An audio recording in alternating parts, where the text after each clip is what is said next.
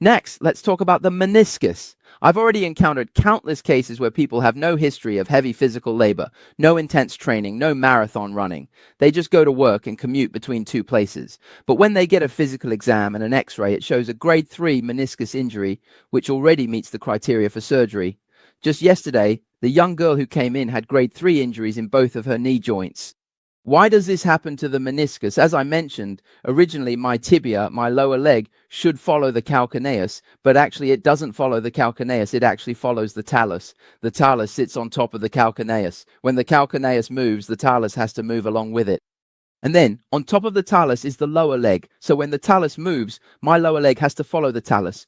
As a result, when my calcaneus moves inward, my talus rotates outward. When the talus rotates outward, it can't be stabilized on the inside anymore. So in order to stabilize it, my right knee ends up turning inward. So at this point, the lower leg that was originally externally rotated now becomes internally rotated, which means the knee and the calcaneus are now in conflict with each other. Then, as the calcaneus inverts, what happens? The lower part of the lower leg rotates outward, but halfway through that rotation, the upper part starts to rotate inward. So the point where these two forces meet is right inside the knee joint. That's why most people experience things like cartilage detachment or meniscus tears. There's an invisible force at play. One part is twisting inward, the other outward. So the twisting stress ends up right on those two structures. So what the meniscus fears most is shearing force. The meniscus isn't afraid of bearing weight while squatting or standing up, because by design it's thicker on the outside and thinner on the inside. It's meant to level out the knee joint for you, to help you adapt better, so it's not afraid of vertical pressure. Even if you have the ability to bear 300 or 500 kilograms of weight, squatting with that load is unlikely to injure your meniscus. But what the meniscus fears most is a twisting motion, one side turning inward, the other outward, or twisting outward and inward. Both the meniscus and the intervertebral discs are vulnerable to this kind of force.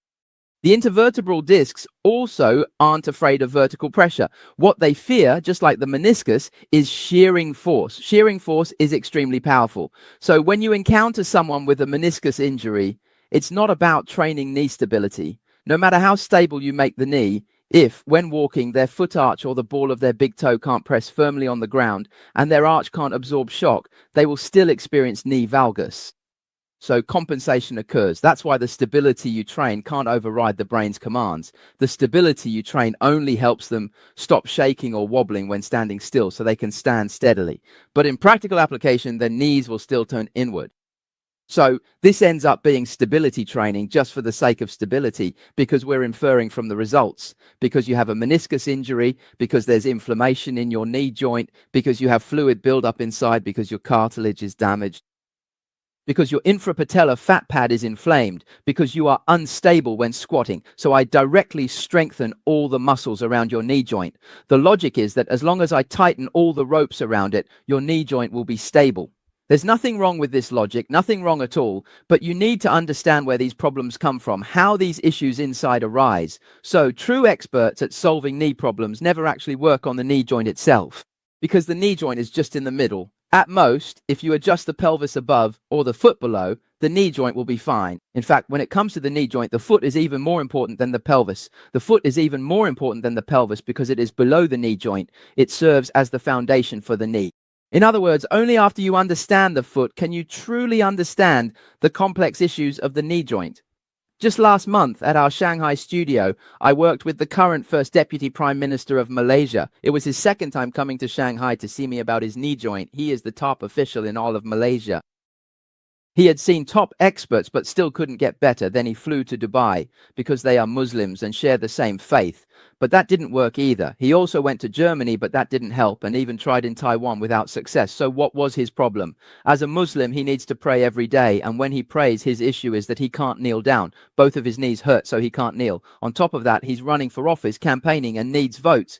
During large events or when there's a live TV broadcast, if he tries to kneel, he can't get up, and people might think he's not physically fit. If he kneels but can't get up, people will think he's not fit to be elected. But if he doesn't kneel, people will feel that as such a high-ranking leader at such an important event, he's not respecting their faith because he won't kneel. So he's stuck. He can't kneel, but he can't not kneel either. That's why he has to solve this problem. If he doesn't, it will affect his votes. But in the end, he just can't solve it. He simply can't kneel down. The complicated part is that his legs feel as stiff as steel plates. From every function and every angle, it just doesn't work. He couldn't even sit down on a low chair before. So he gathered a bunch of experts, but all of them focused on his knee joints. None of them worked on his feet. Then, after spending a long time restoring the function of his foot and helping him adjust his pelvis, basically without touching his knee joint, we enabled him for the first time to sit down and stand up freely from a low chair. The second time, he was able to kneel down. So that's why he wanted us to go to Malaysia to open a studio. But I told him I couldn't go for the time being. That's the relationship between us. And let me tell you, this problem isn't just here with us. It's not only those of us working in sports rehabilitation who can't figure it out. It's a global issue. Even the top knee joint experts in the world can't figure it out. In the past, I didn't travel much. I used to have this vision that foreign experts with their equipment and earlier advancements would be at a higher level. But after traveling around the world, I realized the more developed a country is, the more it tends to push research in a particular field to the extreme, but it's less likely to step outside its own field and look at what it's doing from the perspective of another discipline. This makes it easier to go to extremes. So when it comes to knee joint problems, they only look at the knee joint itself. But after working in this field for a long time, you'll realize that, except for trauma, the vast majority of pain and most joint problems actually have nothing to do with the joint itself. This is true in most cases, and it's especially true for the knee joint. Things like meniscus injuries in the knee, hip impingement, or subacromial impingement in the shoulder. Basically, they have little to do with the actual joint itself. This also includes things like hypertension, nearsightedness, or dry eye syndrome that I've talked to you about. In fact, these conditions themselves are not closely related to the actual organs, unless you have a congenital issue. This is the real truth. So, in many cases, the world is not as we imagine it to be. From now on, you should understand that as long as someone has hindfoot varus combined with flat feet, their knee meniscus is especially prone to injury, because it is especially susceptible to shear forces since the twisting direction is reversed. Originally, it twisted outward, but then suddenly it started twisting inward. So, the force from below and the force from above are always in conflict. You have to make both forces align and work together in the same direction. Only then is it possible to resolve the problem. Therefore, you still need to first adjust the calcaneus, and after that, you also need to move in coordination with the talus and the lower leg. Only then can the meniscus truly heal. Otherwise, even if you perform arthroscopy on the knee and repair the meniscus inside, cleaning up the worn areas, you are only temporarily relieving the symptoms. This is also why once a problem is found with the meniscus and the knee starts to hurt, you check and see, oh, it's already at grade 3, because there aren't that many nerves on the meniscus itself. Moreover, with the meniscus, once it is worn down, the damage is often irreversible because it has almost no ability to repair itself except for the outer edge. For many people, by the time a problem is discovered, it is already very late. If you keep wearing it down, the damage will start affecting your cartilage. For example, a doctor from New Zealand just contacted me and flew over to join us, as we now have participants from more than a dozen different countries. There are people coming from all over, some from the United States, Australia, Singapore, and the most from Malaysia. When I went to Australia, New Zealand, and Taiwan to give lectures, I noticed that knee replacements are extremely common in those places. For example, my wife's grandmother and some of her grandmother's sisters, when I asked, almost all of them had knee replacements. This is because their medical insurance systems are quite advanced. But when they go to the hospital for treatment, their knee problems just never seem to get better, and after a while, even the therapists and rehabilitation doctors get frustrated.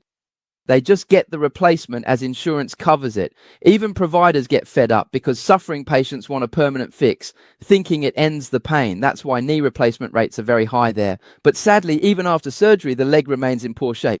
After replacement, your knee's proprioception is affected, so your body compensates using other areas. That's why many knee replacement patients develop hip impingement or lower back pain.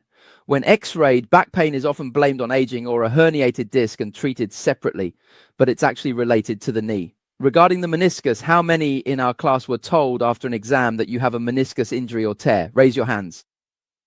You've had it checked and you were worried about it. Wow, that's a lot. Those of you in the venue, stand up and let me see. Stand up, let me take a look. Wow. Yes, when I pick a model in a moment, I'll first explain the reasoning to you. Look, each of them is very young, all of them are young. And they're all women. They don't do any intense exercise. If you were constantly engaging in physical confrontation, playing basketball, experiencing impacts, then you'd be at risk of external injuries. But that's not the case for them.